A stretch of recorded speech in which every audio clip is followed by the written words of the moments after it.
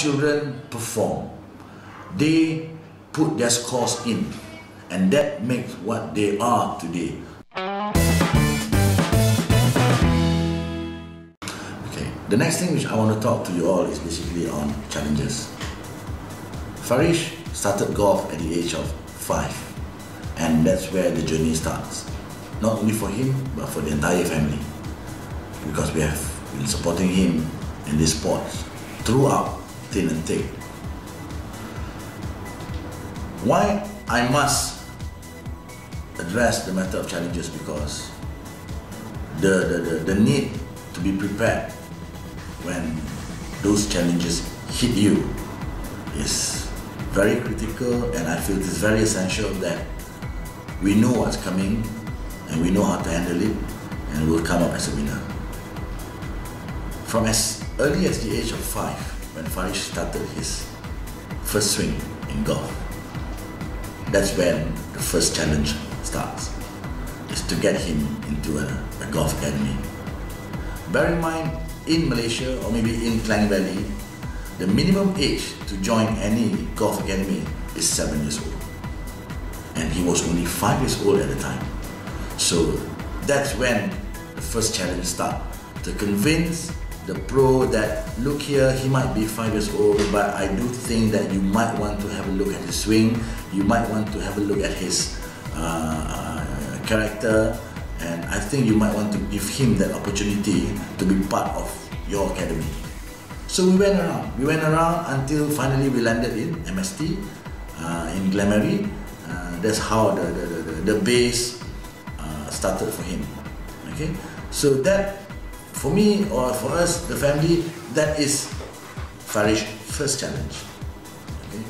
And over the years, he has grown up to become a good golfer, and we do believe, even until this very moment, though he has been winning tournament over the last 4 or 5 years, we still believe that it's a long journey. It's still a long journey for Feirish, and it's still a long process in terms of achieving what he is trying to achieve. Over the last 5 years, basically, we as family, we have been bogged down with lots of issues, lots of challenges to do with Feirish. We have been in a position where organization rejected us just because of him being a 6-year-old or 7-year-old boy.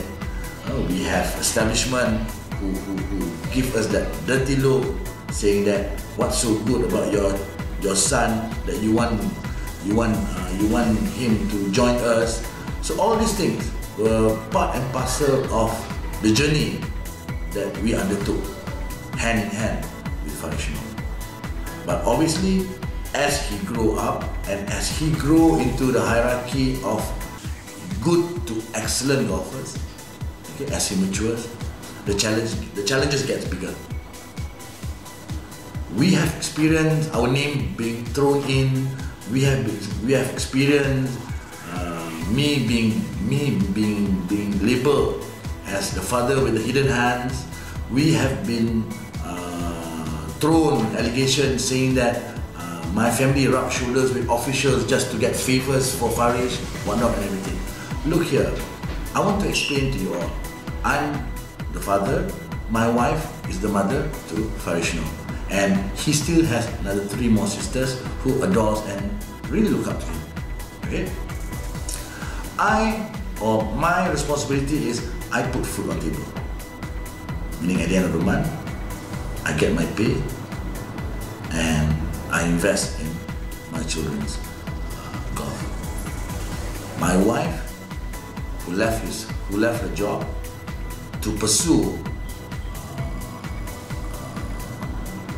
as the guardian or as the manager to our children's golf ambition.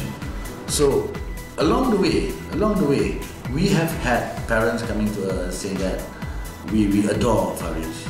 We have parents coming to us saying that we envy your son, we envy your children in terms of their upbringing, well-mannered, courteous, whatnot, everything.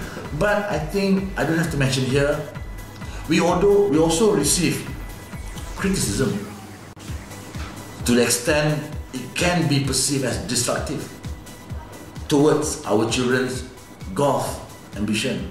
To some extent, what goes around in social media saying that our children is not good enough to make it to the national squad, for example.